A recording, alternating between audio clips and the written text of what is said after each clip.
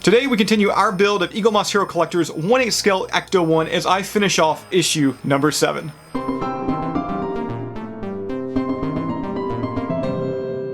Hey everybody, Jason here of GhostbustersNews.com, and as always, Ghostbusters News right here on YouTube. And today I am back again, and like I said, we're going to be finishing off issue number 7 of Eagle Moss Hero Collector's 1/8 scale Ecto-1. Now before we move the camera over to the build table today and start building, which I cannot wait for, if you would like to start your very own Ecto-1 build just like me, we've got links right down below in the description. Click them, sign up for your subscription today. You will not regret it, and you do not want to miss out on this Ecto-1 build. Now that I've got that out of the way, let's go ahead and switch the camera around and let's go to the build table.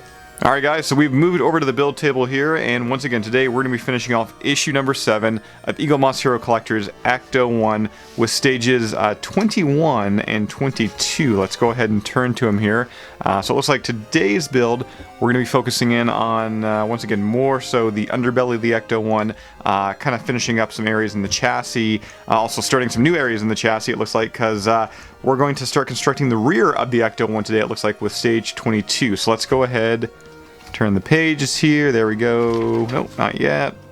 One more, there we go. Stage 21. So our first piece of business today is going to be the middle chassis frame and the propeller shaft. So let me go ahead and grab those. Alright, so we got everything here. Let's go ahead and pop what looks like the first piece out, which is going to be the middle chassis frame. We're going to be fitting that to the actual main, well, chassis itself there. And first piece here, definitely metal. Now to do this, it looks like we're actually going to have to bring in the build we've already been doing, this big hunk of metal here. So this looks like it's pretty easy to figure out here.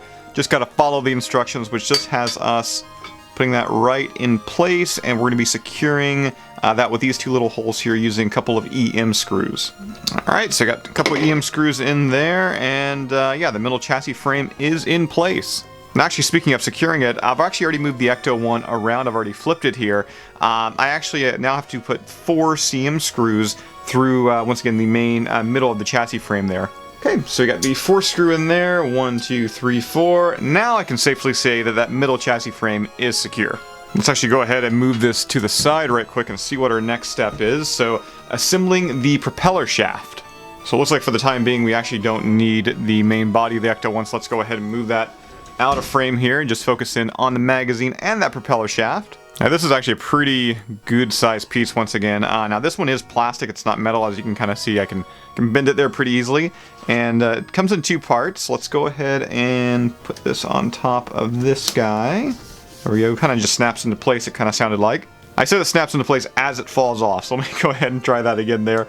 Put that on top of there, there we go. And we're going to secure these 2 pieces together using, what do we got there, 4 IP screws. Okay, so I got the 4th IP screw in place, and yeah, that's now one elongated piece, all one elongated piece. So after that, looks like we're going to be going to step number 3 here, fitting the slip yokes. So it looks like for these, we got this little piece right here, which is the 21D piece, as it says, which is going to be the, what do you get here? That's a slip yoke, okay. And then we've got to grab a universal joint, which is this little guy here. And we're going to be fitting them in place using, looks like, 2 IP screws, both on the top and the bottom, and we're going to be doing 2 of these, because, yeah, I think we're actually going to be fitting these on the ends of both of these rods, I'm pretty sure. Okay, and with that turn, we have got both of these slip yokes fitted there. Speaking that they are such small little pieces here, here's an up-close shot to kind of give you a bit of a better idea of what I just built here. Now it looks like for our next step here, we're going to be moving on to figure C, which has us fitting the slip yokes onto the actual propeller shaft here, as you can see. I want to make sure I have it exactly like this, so we got these screws facing upwards here. And yeah, just like that, we're going to fit it in, and we're going to attach it on both sides here, once again using IP screws. Okay, and with that, we have got both figure C and D finished here. We got the fitted slip yokes at the end of the propeller shaft, so we're looking good there. And from there, stage 21 build, it is confirming this is what the assembled piece should in fact look like. That's what it looks like. We got this all framed, but yes, we do have that middle chassis frame piece now fitted, so we are finished. Stage 21. So let's go ahead, flip the page here, and move to stage 22, which is going to be the rear chassis frame and the leveling valve. And you want to talk about another big piece. I mean, here we go. Man, okay, so this portion here doesn't look like there's too much to the build, only 2 pages long for stage 22.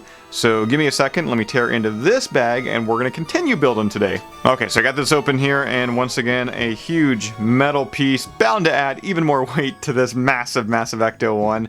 So it looks like the first part here, let's angle it just like how they have it in the book to make sure I make no mistakes. We have got the battery box frame that we're gonna fit. So it looks like for the box frame, how's this gonna go here?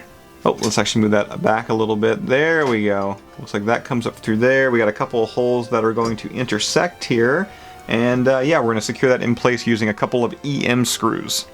Okay, so we've got the 2 EM screws, 1, 2 in place there. Looks like actually like our next step is gonna be flipping the frame over, and we're gonna be further securing it in place. There are 2 little holes both here and there now that we're going to further help secure that piece with using, once again, 2 EM screws. Okay, so with that, we have got 4 screws securing the battery box frame in place. Once again, this is all metal so far, so let's go ahead and move on to step number 2, which is going to be fitting the leveling valve. So currently right now we've got the actual frame still turned upside down. Looks like we're going to be attaching the valve on this side here, and yeah, it looks like everything just kind of lines up. There we go. So the leveling valve is in place there underneath the rear chassis frame, and we're going to be securing that now using another EM screw. Okay, and with that, the leveling valve is now in place. It's a little plastic piece there, once again with all the actual metal frame, and with that, stage 22 is complete. It is saying this is what the assembled piece should look like, and as we always say, as you can see, this is in fact what the assembled piece does in fact look like. So I gotta say, today really wasn't the longest build, but we certainly do have some key component pieces that we built today that is going to be fitted underneath the Ecto-1, like in that chassis frame. And I can't wait to actually start implementing these pieces as we move on and as we kick off in our next video, issue number 8. Like I said at the top of the video, if you'd like to sign up today and subscribe to this build so you can start building your very own Ecto-1, we've got links right down below in the description. And that is all I've got for you here right now. As always, be sure to subscribe to Ghostbusters News right here on YouTube to stay up to date with these build videos, and of course, all the Ghostbusters news happening within the Ghostbusters world. If you'd like to help out Ghostbusters News, we do have a Patreon page. Link to that can also be found right down below in the description. And I will see everybody right back here next time, Ghostbusters News right here on YouTube.